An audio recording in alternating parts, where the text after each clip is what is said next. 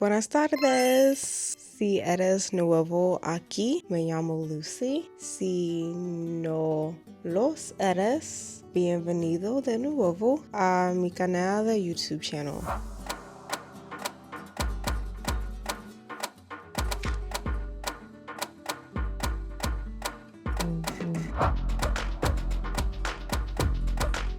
Mi canal de YouTube, channel of YouTube, right? Anyway, good afternoon. My name is Lucy. If you're new here, if you're not, welcome back to my YouTube channel. And today we're going to be discussing my Spanish learning resources if you still want to learn them after that introduction. Let's just get right into it. Any of these tools are great whether you're learning Spanish, improving it, or just maintaining your Spanish. These are what I've been using, and I've been learning Spanish for almost 6 months now consistently. I do something in Spanish every day. Sometimes it's more, sometimes it's less. Most of these, we'll get into if they're paid or not paid, like subscription services and what those are. One is a PDF, and I hit on this in another video of mine. By the way, I'm drinking Yo Bebo Yugo, kombucha y mango. What's mango in Spanish? We're gonna look that up today. That's our vocabulary word of the day. But it is passion fruit, Minute Maid, and kombucha. Really, really good. Add some club soda. It's like a healthy gasosa. I've also been learning Catalan, a little bit of Italian, and Latin. That's a lot, but Latin is the root of all Romance languages, like Italian, French, Catalan. Either way, gaseosa is Catalan for soda. I think Spanish is just gasosa. I may also be making that up. Don't quote me on that, but that's besides the point. The point is muy delicioso. I will drop the link in the description box. And it is just like a Spanish textbook for beginners PDF that I have on my iPad. You can get it on an e-reader, an iPad, a computer, print it out because it is a PDF. But it is something that is helping me learn the basic rules of Spanish. And I will put a few pages here to show you what that looks like, because sometimes these apps and watching TV shows and talking, I feel like for me personally, when I know rules and how things are structured and formed, that helps me learn anything in general. I'm also a visual learner, so even hearing Spanish and even speaking it, I need to see it written out and I need to see the rules and what means what and where to put things. So that PDF has been helping me a lot, and that is free. I looked it up and found it on Google. Perfect. Next is Duolingo. I know what we have going on with what they're doing. I think I'm gonna get rid of it because it's not so helpful anymore. When I first started off learning, it was helpful to keep me in line, engaged, and also making sure I was doing at least something for Spanish every day, on top of being able to learn other languages and just like kind of just play. And because it's on the app and it's like playing a game, I could really do it anywhere. So sometimes I do it right when I wake up in the morning, and I think that's kind of beneficial because my brain is like fresh. But also late at night, sometimes I would do it late out with my friends, like in the middle of the club, because I feel like that's what I like to do. I'm outside, I like to socialize, hike, go to the club, go to restaurants, bars, tourist stuff. And so I want to, hopefully when I travel to Spain or Spanish speaking country, when I'm doing that, I want to be able to know my Spanish. So if I can't do it on an app in the middle of the club, who's to say I can go outside and like actually use it? I don't know. That's just me. I'm just anal about that. Duolingo is beneficial for vocabulary, and also once again, just making sure you're doing it at least once a day. If you keep that streak, and keeping streaks with your friends too is really fun to me. I have a few friend streaks on Duolingo. My other friend is learning French. One of my friends from high school, one of my followers were friends on there, and yeah, that nudge, that do your Spanish of the day, I'm like, let me go ahead and do this because we nudge each other, and it's just a fun like accountability buddy function that I like having with Duolingo. Next is translations of books I read. So on my Kindle, once again, I hit on this deeper, and I mentioned this in another video, but on my Kindle I have a few books I got actually from the library using the Libby app that are translations of books I already read. Now, do I recommend this when you're first learning Spanish? No.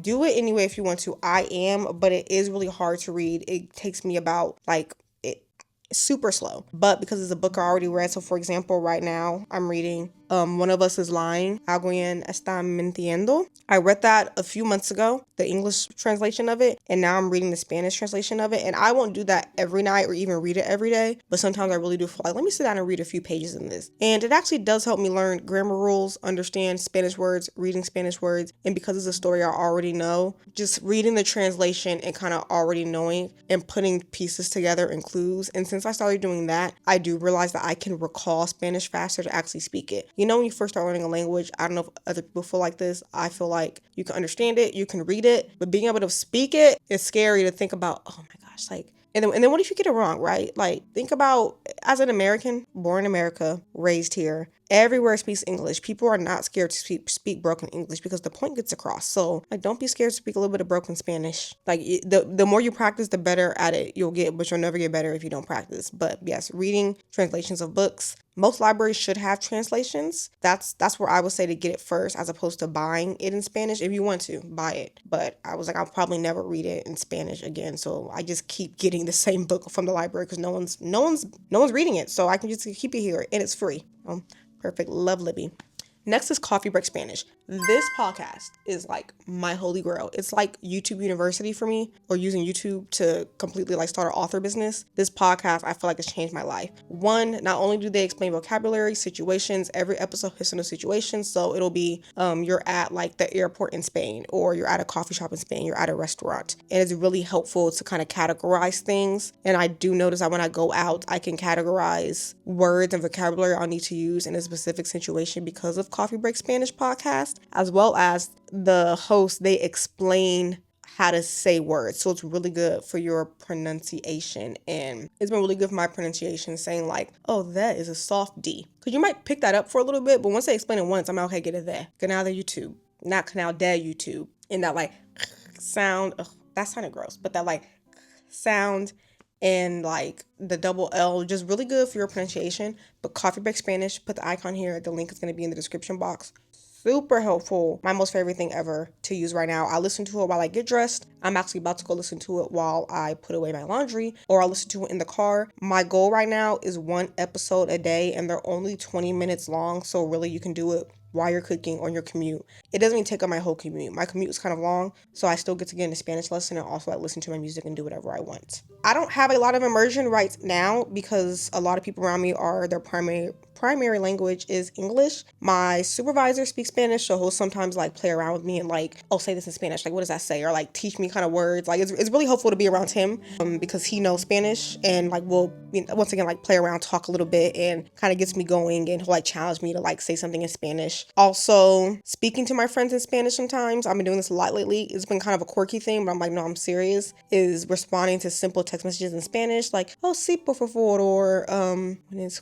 ¿Cuándo está la almuerzo? When is dinner? When is the dinner? ¿Cómo está? Or and even in my YouTube intros, it doesn't matter if the video is about Spanish or not. I've been doing my YouTube intros in Spanish. Se llama Lucy. For example, lo protagonista se llama Cleo, como la musa Cleo. That was another hint for my book. Also, teaching people Spanish, immersing myself in my content. I want to try doing Get Ready With Me in Spanish, or like just a day in my life in Spanish. Lately, I've been doing the transition videos and just putting the English of what I'm doing, like say like lunchtime, and then putting almuerzo ahora on it, but just adding more Spanish into my daily life. And I think because I do make so much content, it's been really fun to add in the Spanish. And because I'm learning, I'm gonna make content anyway, might as well add in a Spanish subtitle or a Spanish translation and just make it better for everybody, as well as teaching it. I'll make full videos, Spanish lesson of the day, and teach it back. And when you teach anything to anybody back, whether it's math, dance, sports, art, you're learning something. That's like the best way to learn, is to teach it back to somebody, see if you really know it.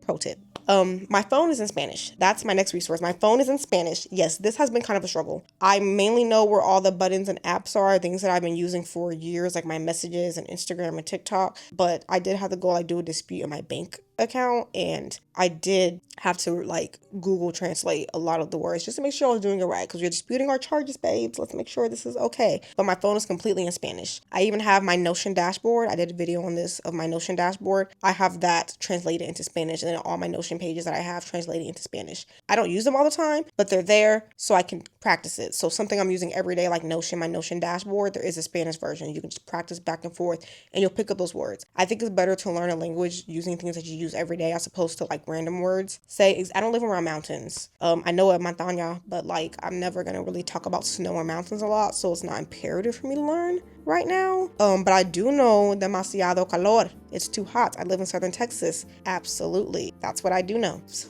yes. Last but not least, this wasn't on my list. Oh, I already mentioned it. Yes, content in Spanish. So practicing it in my intros, inserting it into my day in the lives. Right now I'm doing Semana de la Vidas and Dia en la Vidas, day in my life, week in my life, and making that caption in Spanish and practicing Spanish throughout the day. You don't completely have to speak in Spanish. I do want to try challenges where it's like 24 hours in Spanish, or like once again, a get ready with me in Spanish. And I've been scared to take my time, slow down, Google Translate the words I don't know, and just go fully into it. I also want to try Lingo Pie. This is something I've heard from another creator. Her name is Anna. She is a polyglot. She's a multiple language learner. I just found her channel. She is my main motivation for like really getting in on my Spanish, but she has used Lingo Pie before, which has a partnership with Netflix, I think. You can watch TV shows and movies with Spanish subtitles, as well as keep track of like vocabulary word cards and things like that. So I think I'm going to try Lingo Pie for a week coming up soon after my book is published, and see how that helps, because I do want to watch more TV. I'm like, I also have to learn my Spanish. What if I can do both at the same time? So that is all that we have today for my Spanish learning resources. Don't forget to comment, like, subscribe for more things Spanish, reading, writing, self-publishing.